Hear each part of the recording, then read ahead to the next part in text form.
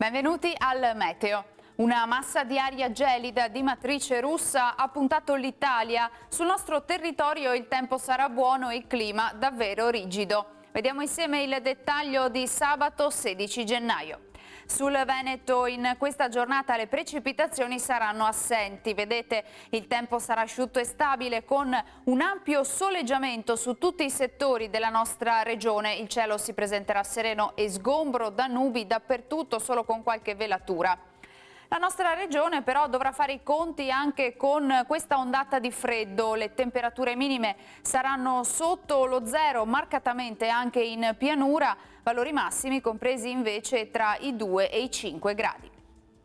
Ci spostiamo ora sul Friuli Venezia Giulia, anche qui tanto sole ovunque, cielo terso e limpido, senza nulla di particolare da segnalare. Temperature minime anche qui sotto zero, massime sui 3-4 gradi. Infine poche novità sul Trentino Alto Adige, anche qui asciutto e soleggiato, cielo al massimo poco nuvoloso con qualche locale addensamento. Temperature minime sui -8 gradi, massime invece sui 2 gradi all'incirca. Dal meteo di Antena 3 per ora è tutto, grazie per l'attenzione e arrivederci al prossimo aggiornamento.